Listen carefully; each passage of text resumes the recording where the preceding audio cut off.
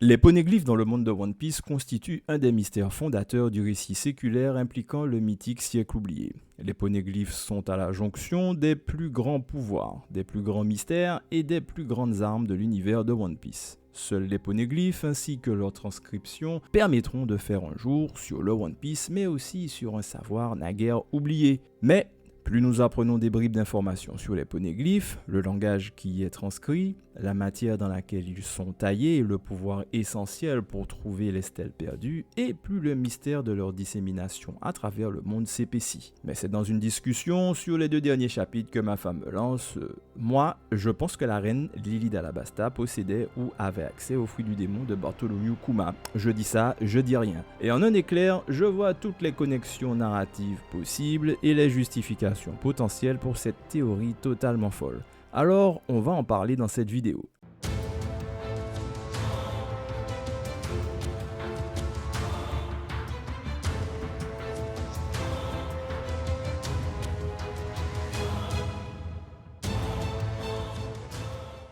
Sur cette chaîne, j'analyse le récit, la narration et les personnages dans One Piece. Je partage avec vous ma passion des histoires et de leur construction. Laissez un like, abonnez-vous, activez la cloche et laissez un commentaire. Ça m'aide grandement à proposer un contenu plus intéressant, mais surtout différent. Je souhaite que vous gardiez en tête que les mangas sont des œuvres qui existent pour divertir et au mieux nous inspirer.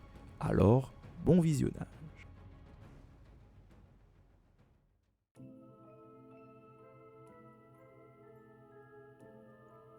Dans cet épisode des Chroniques perdues de l'Ancien Royaume, je vous propose le récit possible de la dispersion des poneglyphes de par le monde. Les poneglyphes sont des blocs de pierre quasi indestructibles, leur origine est aussi mystérieuse que leur dispersion improbable à travers le monde. Ces blocs taillés de la manière la plus simple, sous forme de cubes, transmettent à travers le temps un message sans âge, un message séculaire dans un langage depuis longtemps oublié, car les poneglyphes que l'on retrouve dans toutes les régions du monde de One Piece transmettent une histoire, un récit, une connaissance. Malheureusement, ce qui ne devait pas être oublié fut perdu. Mais le dernier chapitre sur ce récit mythique nous pousse aujourd'hui à croire que la dispersion pandémique de ces stèles est le résultat volontaire d'une personne, d'un royal, celle d'Alabasta, la reine Nefertari dit Lily.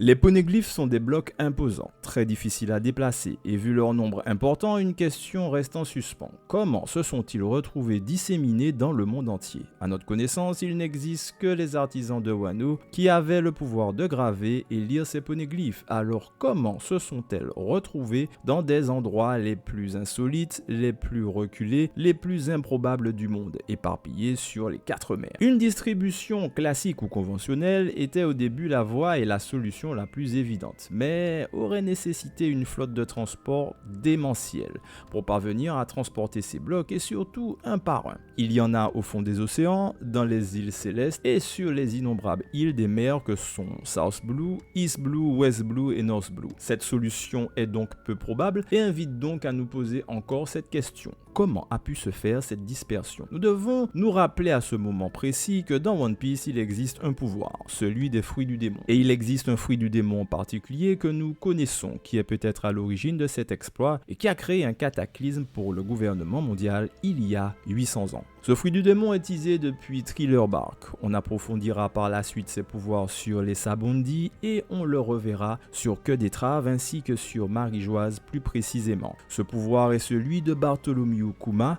le tyran, mais aussi un des fondateurs de l'armée révolutionnaire, le Nikyu Nikyu no Mi.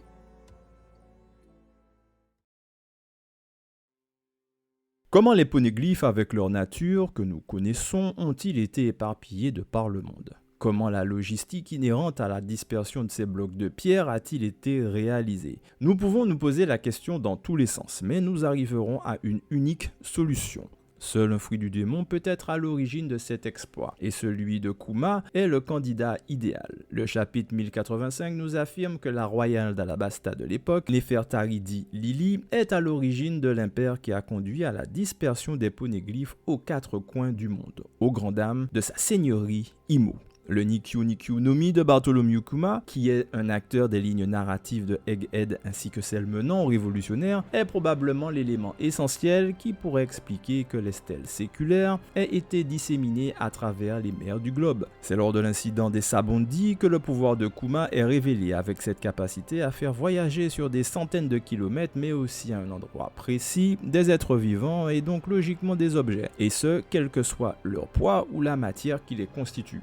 Pour la logistique et le transport, ce fruit du démon semble être le candidat idéal. Toutefois, la logistique n'est pas le seul élément qui pousse à donner du crédit à cette théorie. Mais c'est aussi ce pouvoir de matérialiser les émotions, les souvenirs non matériels qui donne de la force à cette théorie. Liant les poneglyphes à un pouvoir encore plus grand, un pouvoir mystique, une voie pour les unir tous, les unir dans une seule volonté.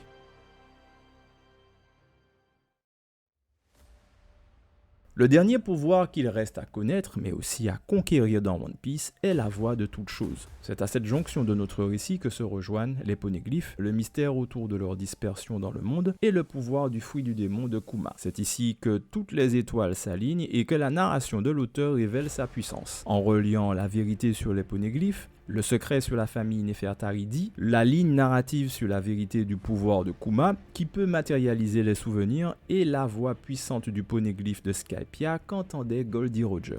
Le Nikyu Nikyu no Mi de Kuma est peut-être celui qui a permis de léguer au monde, par les poneglyphes indestructibles, non seulement des connaissances écrites dans un langage codé, mais aussi une volonté intemporelle qui fera se lever l'aube sur le monde, mais que seuls quelques élus, sensibles à la voix de toute chose, peuvent entendre. La voix puissante de ces stèles. La reine Nefertari-Di Lili avait le Nikyu Nikyu no Mi, ou avait accès à ce fruit du démon, ce qui a contribué à garder une trace de ce qui ne devait pas être oublié, mais fut tout de même perdu. Pour finir sur cette théorie de la dispersion des poneglyphes aux quatre coins du monde, nous pouvons laisser divaguer notre esprit qui sait maintenant que le Nikyu Nikyu no Mi peut être à l'origine de cette dispersion des poneglyphes. Nous devons nous demander dès lors, que retourne faire Bartholomew Kuma au sommet de Marie-Joise? Retourne-t-il auprès des dragons célestes, ses maîtres actuels, ou va-t-il accomplir une mission antique d'exfiltration, tout comme ce robot qui avait gravi Redline 200 ans auparavant?